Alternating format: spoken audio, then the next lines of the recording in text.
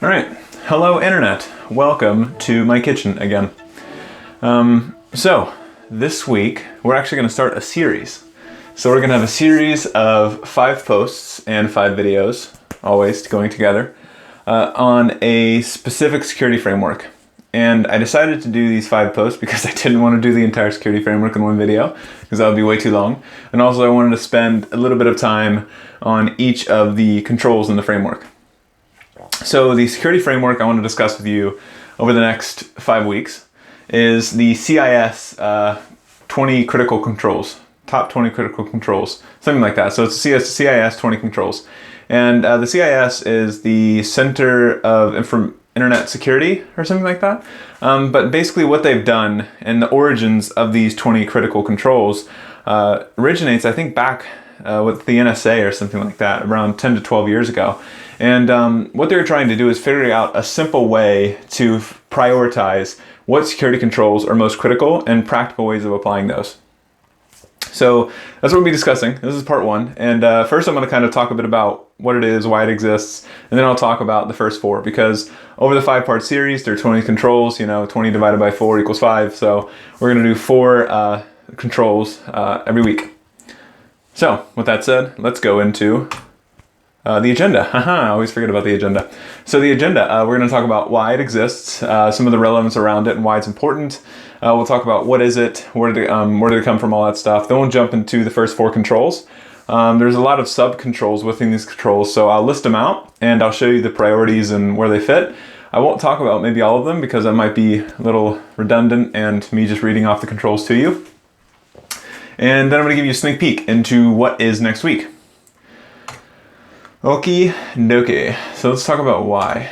But first, before we talk about why, I like this right here. So this is George. So George is a famous statistician back in like the 70s. And he had a famous quote that he kind of stole that was been around for a long time, which is basically, all models are wrong, but some are useful. And this is a quote that I actually like to apply to a lot of aspects of life. And the reason being is that we're never right. We're only just getting closer. We're getting less wrong, basically. And the reason I say that is nature is very complex, and we will never understand, or at least we might in the future, but there's a good chance that it will take a really long time for us to understand all the complexities that come with nature. And we are humans, we are nature, and so information security is just bundled inside of a massive natural complexity kind of graph. And when thinking about security frameworks, all security frameworks are wrong, but some are useful. And that's what I wanted to get the correlation between these 2 quotes. Because there's a lot of security frameworks, and I'll show 2 right here. And the CIS critical controls, their main purpose and mission in creating what they've created is to simplify as much as possible the security framework. So I listed out 2 here. So there's the ISO framework, the 27001 series. They have around 114 controls. NIST has 2 frameworks. So each of these groups, these basically international non-for-profits, they have a lot of different security frameworks within them, and these are some of the 3 kind of the more popular ones. So NIST has 2, which is the NIST 853, which has 453 controls, and the NIST cybersecurity framework has 98 categories. So any company, no matter the size, no matter how many resources they have, can get quickly overwhelmed by looking at these frameworks, by reading through them and saying, okay, well, I have to do these 105 controls to be, ISO secure. And that can be super overwhelming. And these are big goals to achieve, and these are something you should definitely pursue. But we all need a little help. I like this meme. Because not every company has the resources to do this. Not every company has the talent or the budget to do so. So finding something that's simple, that's not too overwhelming, and that can be applied immediately, I think is pretty critical for most companies, because in reality, the majority of the economy is run by small to medium-sized businesses, not massive enterprises. So it's important to kind of consider those individuals as well when creating frameworks like this. And another interesting thing, really quick, about the CIS critical controls is that there's an Excel sheet. I forgot where it is. I think it's on auditscripts.com or something like that. But basically look up CIS controls mapping between, just look up CI controls mapping or something like that. And what they've done is they've actually mapped the CIS top 20 controls to a lot of the other frameworks all around the world, not just US based, but in Europe and Asia and all over the place. And you can see all the different rows and all the different columns associated to these different frameworks associated to the critical controls that they've listed out. I thought that was pretty amazing because there are a lot of frameworks, but a lot of them are basically secluded to their own kind of little realm, and all the other frameworks being laid out are disparate and maybe be the same, but might be different. So having that mapping across is pretty awesome. So now we're going to talk about what is it. What is critical controls? So 20. So here are the 20 right here. I'm not going to read them all to you, but you can see that they basically segmented these into 3 buckets, and they've actually prioritized each one of these controls as well. So these are ranked in priority of most important and what you should do first, based off of the team they've kind of pulled together. And the CIS group that created this control, and they continually update it. They've been updating it for like 12 years now, and they'll continue doing in the future. Is basically a broad swath of individuals, security experts from a variety of industries and all around the world. And interestingly enough, if you go to the website, these controls actually have companion guides that expand into other areas as well. So they expand into the industrial control systems, they expand into cloud, they expand, I think, into other areas as well. I don't have them all memorized, but they're on the website, and it's pretty cool that they've basically taken these controls and shown you how to apply certain aspects of them to your specific industry and situation. So as you can see, there's basic, foundational, and organizational. So the basic is basic, so you should do these first, and these are the things you should get in place before you move on to foundational. You can get all the foundational in place, and then you move on to organizational. So these are kind of the phases, how they've laid them out. And what we're going to do is we're going to talk about the first 4. So before we jump into those, actually, I want to explain these critical controls and another interesting aspect of them. So they've actually considered different sized businesses when looking at these looking at this framework. So if I'm a small business, this framework, I can only do so much of it because I only have so much budget. I only have so much basically talent to do so. So there's a lot of criteria that go into play, what's relevant to me. And also if I'm a medium-sized business or a large enterprise. So they've considered all 3 of these. And what they've done is they've broken it out, and I got my 3 little wiener dogs, broken it out into IG 1, 2, and 3. So IG is just implementation group. And I just realized this is a small thing, but it bugs me. I'm gonna change it right now in front of you. See this one right here? This one has a space. No one else has a space, except for that one. Now, it doesn't have a space. I don't think. Wait, okay, doesn't now. Small thing, it annoys me. Okay, anyways, so there's IG 1, 2, and 3. So IG 1 is the small companies, IG 2 is a medium size, IG 3 is enterprise. They've color coded them, and what they've done is they take these colored codes and they've applied them to each one of the sub controls, which I'll explain to you. So each control, so there's 20 controls, each control has sub controls within that, so you can actually achieve this control. And each of these sub controls are basically like simple methods of things that you can apply and put into your business so you can actually meet this goal.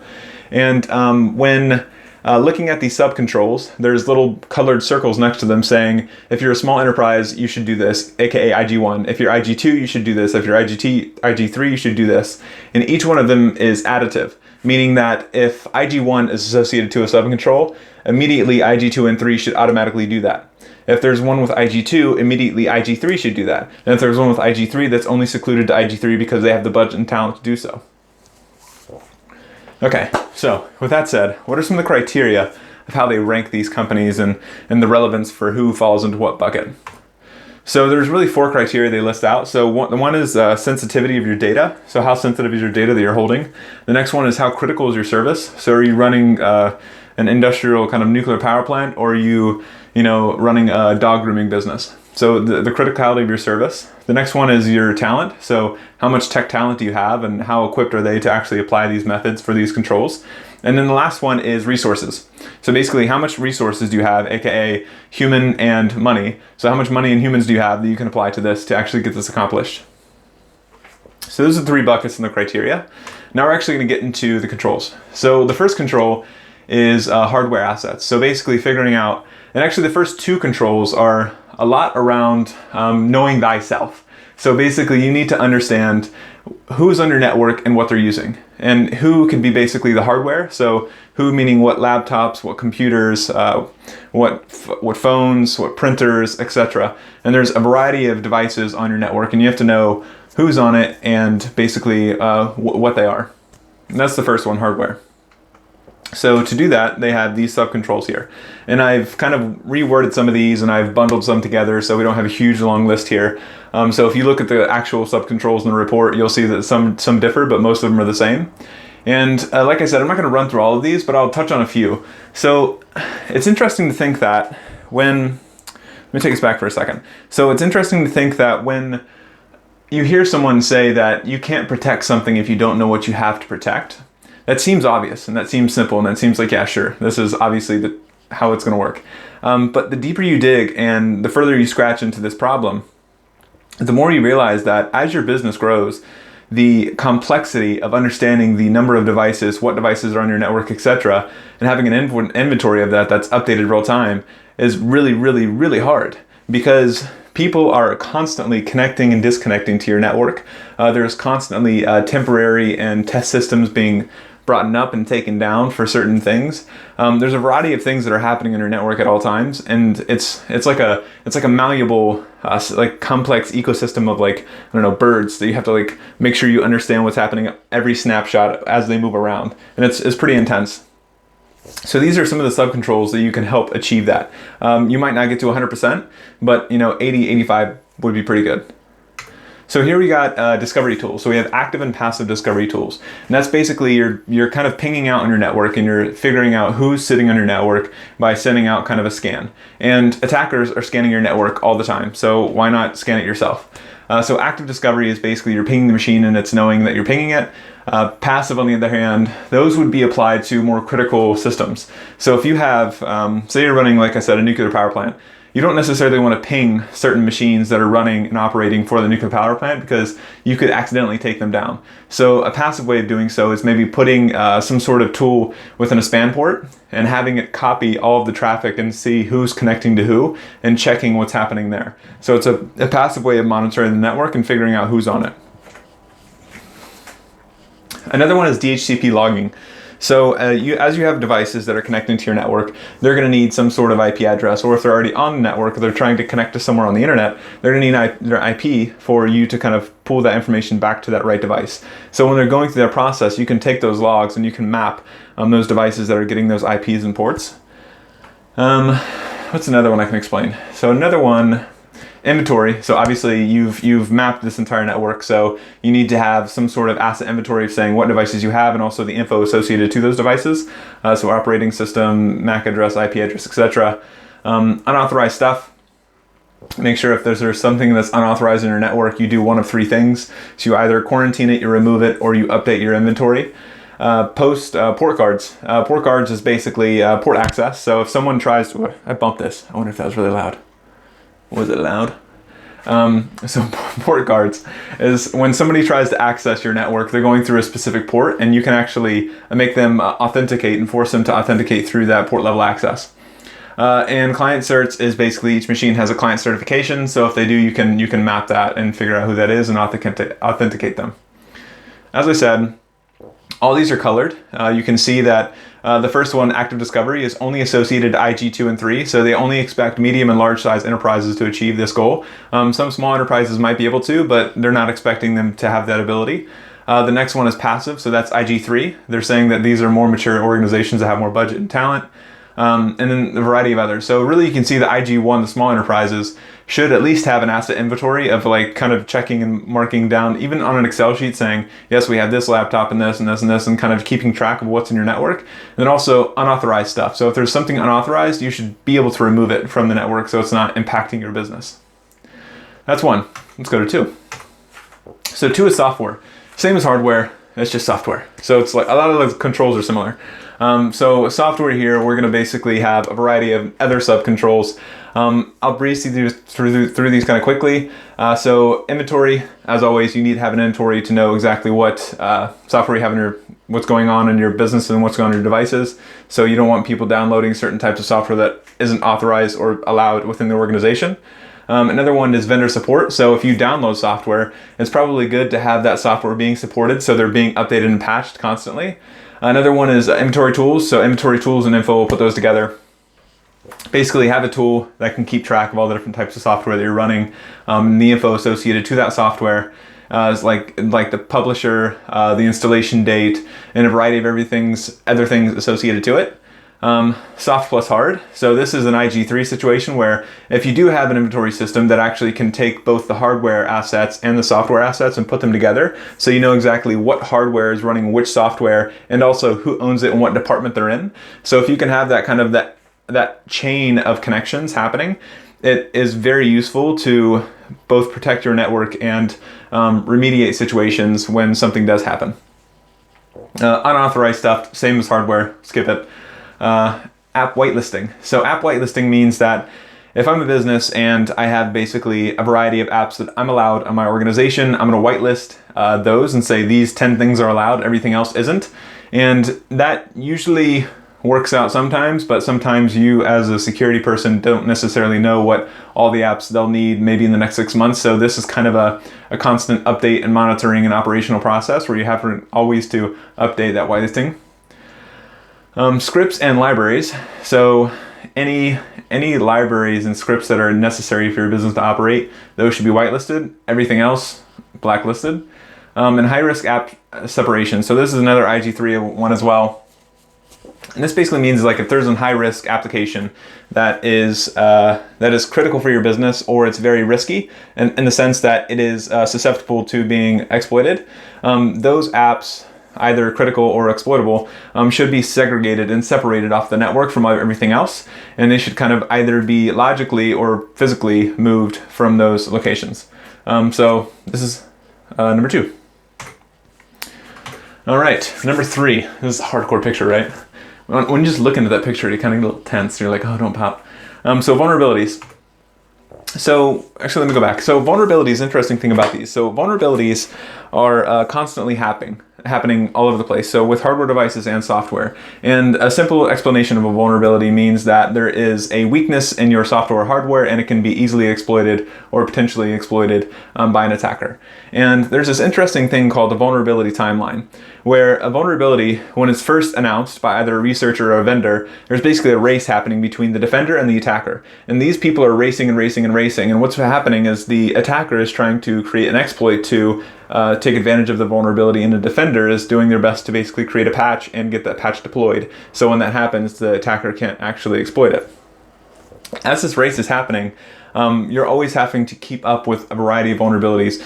The larger your network becomes, the more vulnerabilities you have. So you're going to have to always keep patching and improving these vulnerabilities. So some of the controls you listed here is vulnerability scanning.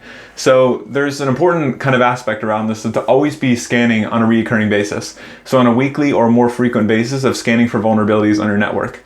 The next thing is authenticated scans. So instead of just scanning the outside of your network, you should be scanning the inside of your network as well, because you don't want something that's hard on the outside and squishy on the inside.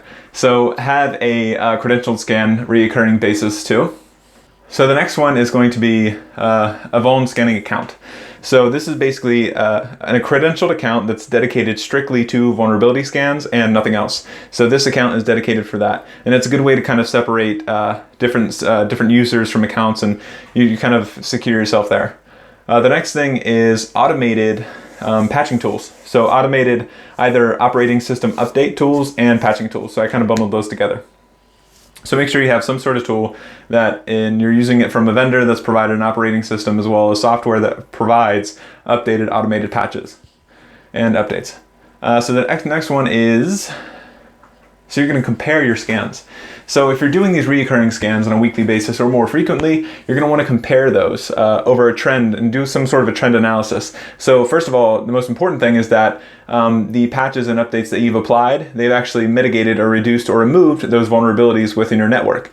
The other thing is, when you're looking at these trends, it would be nice to see that your ability to reduce the delta time between a vulnerability being announced and you providing a patch. If you can reduce that time, that's improving your ability to secure your network in a faster and a more effective way. Another thing is risk. So interesting thing about risk and vulnerabilities is that a lot of the industry they look at vulnerabilities mainly from an impact standpoint, meaning how impactful is this to my business? But there's also another really important piece to this, which is exploitability. So just because a vulnerability has been announced and it's impactful, that doesn't mean necessarily it's going to be exploited. So if there's a vulnerability that's been announced that is both very impactful and easily exploited because there's already maybe some sort of exploitation kit sitting out there for an attacker to use, it's important for you to kind of mitigate that one and fix that vulnerability before you focus on the one that doesn't necessarily have an exploit available. And number 4. Whew, there's a lot of talking. So number 4 is admin privileges. This is a good meme. Horrible movie, good meme. So admin privileges. You should basically, I mean, before I pull that up, like the gist of this is basically reduce the amount of admin privileges at all costs. You should only be able to have access to what you need to have access to do your job, period. So these are pretty simple and pretty obvious to most people. So inventory, so know who has access to admin accounts and how many admin accounts you have. The next one is basically change all default passwords on your routers and your switches on your machines. Every time you get a device on your network, it has a default username and password, most likely. Change it. Next thing is dedicated admin account.